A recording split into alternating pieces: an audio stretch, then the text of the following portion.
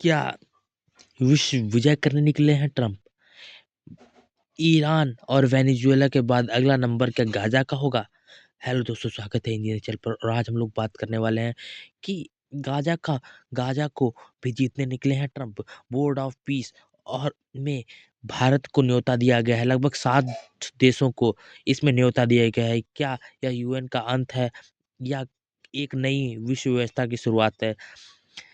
यहाँ king Trump, यानी कि किंग ट्रंप कहना अब ज़्यादा सही रहता है ट्रंप को, क्योंकि ट्रंप ने वेनेजुएला पर जिस तरीके से निकोलस मदुरो को निकाल कर वो अमेरिका में ले आया, उन पर केस चलाया, और ईरान में जिस तरीके से उन्होंने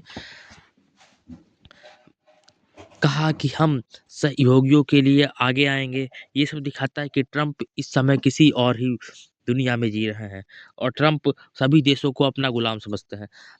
और ऐसा ही ग्रीनलैंड जब कब्जा करने जा रहे थे तब भी दिख रहा था। और ट्रंप की महत्वाकांक्षाएं यहाँ नहीं रुक रही। ट्रंप अब आगे की सोच रख रहे हैं। ट्रंप जानते हैं कि विश्व डरा हुआ है और इस समय कोई भी ट्रंप के सामने आगे के लिए तैयार ही नहीं है।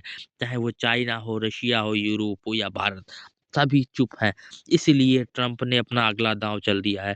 13 अक्टूबर 2025 में जहां शर्म अल शेख मिस्र में एक मीटिंग में यह प्रस्ताव रखा गया था कि गाजा में शांति होगी, अब नवंबर दिसंबर 2025 में वहां पर कहा गया है कि वहां पर 3 स्तरीय एक अथॉरिटी बॉडी होगी जो कि गाजा पर नियंत्रण रखेगी।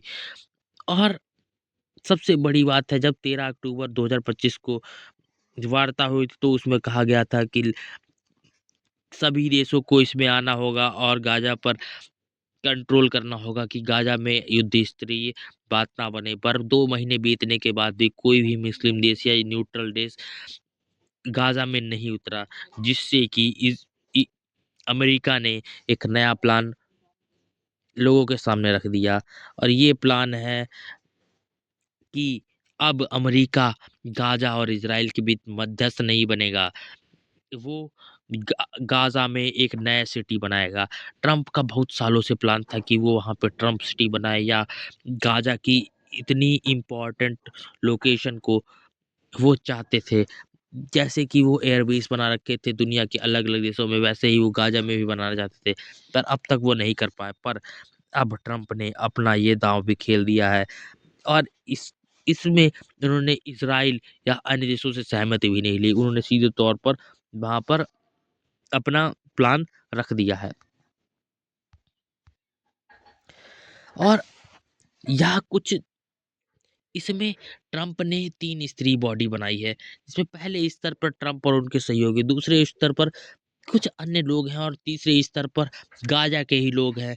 या कुछ कुछ जमींदारी व्यवस्था जैसी ही लगती है, जैसे कि पुराने जमाने में जमींदारी व्यवस्था होती थी भारत के अंदर, जिससे कि भारतीयों द्वारा ही भारतीयों पर शासन किया जाता था। उसी तरीके से ट्रंप ने भी गाजा के लोगों द्वारा ही गाजा पर शासन किया है, क्योंकि जब 12 स्थानीय स्थानीय सदस्यों को देखा जाता है तो प्रमुख चेहरा आता है डॉक्टर अली शाह, जो कि प्रो वेस्ट टेक्नोक्रेट है, और मेजर जनरल नामी नैस्मन, जिसको कि हमास ने कह रखा है कि ये वेस्ट का बहुत बड़ा समर्थक है। ऐसे लोगों को अगर ट्रंप ला रहे हैं तो ट्रंप का सीधा सा मतलब है कि हम गाजा में किसी प्रकार की शांति नहीं चाहते, हम गाजा में अपनी सरकार बनाना चाहते हैं और वहां पर अपने तरीके से काम कराना चाहते हैं।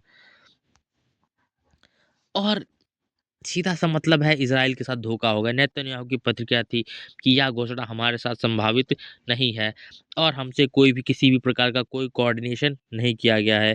एकमात्र इजराइल याकर गैबे, केवल एक इजरायली अरबपति को इस बोर्ड में सदस्यता मिली है। और इजराइल इस समय सोच में है, क्योंकि इजराइल के विरोधियों को भी इसमें जगह मिली है, चाहे वो तुर्की हो, कतर हो या पाकिस्तान। और क्या यह संस्था यूएन का विकल्प बन के निकलेगी? क्योंकि यूएन ना यूक्रेन में बोला, ना गाजा में, ना ही वेनेजुएला में, किसी में भी यूएन की कोई प्रासंगिकता नहीं रही। और गाजा के लिए बोर्ड ऑफ पीस को बनाना, जिसमें कि 60 मेंबर हैं, और अभी अभी अमेरिका ने 66 यूएन से जुड़े संगठनों से बाहर निकला है। यह एक बात पर संकेत करता है कि अमेरिका अब यूएन के पैरेलल एक दूसरी संस्था बनाना है जिसे बोर्ड ऑफ पीस कहेगा, जिसमें कि मालिक भी अमेरिका होगा और फैसला सुनाने वाला भी अमेरिका होगा। भारत को भी न्योता मिला है 60 देशों की इस संगठन में बोर्ड ऑफ पीस में जाने के लिए, पर भारत का जाना क्या इसमें ज़रूरी है, क्योंकि यह एक ट्रम्प की बोर्ड है और इसमें पूरा का पूरा अथॉरिटी ट्रम्प के ही पास में होगा। यह भी देखने वाली बात होगी। और ब्लूमबर्ग का दावा है कि इसमें जाने वाले देशों को 3 साल के लिए 1 बिलियन मांगे जाएंगे। व्हाइट हाउस ने इसका सीधा-सीधा खंडन किया है, पर अंदरूनी बात निकल कर रहती है कि गाजा के डेवलपमेंट के खर्चा अमेरिका नहीं, यही देश चुकाएंगे। सौदा शांति व्यवस्था के बदले निर्माण का पैसा, यह कूटनीति नहीं बिजनेस डील है, और ट्रम्प बहुत अच्छे बिजनेसमैन हैं। और ट्रम्प, हमको लग रहा है कि ट्रम्प इस समय किसी विश्व विजय के लिए निकले हैं। वेनेजुएला को जीत लिया, ईरान में दंगे कराए, ग्रीनलैंड को जीतने जा रहे हैं, फिर कनाडा को जीतेंगे, और बांग्लादेश में उन्होंने तख्ता पलट करा दिया। तो ट्रम्प जो कर रहे हैं किसी को नहीं पता क्या करना चाहते हैं ट्रम्प, और ट्रम्प अनप्रेडिक्टेबल होते जा रहे हैं। और ये सब चलते हुए 60 देशों को न्योता मिला, पर किसी ने भी सामने से इसमें आने की सहमति नहीं दर्ज की। सिर्फ एक कंट्री, हंगरी ने इसको खुलकर स्वीकार किया और इसमें आने की मंशा भी जाहिर की। बाकी सभी देश चुप हैं।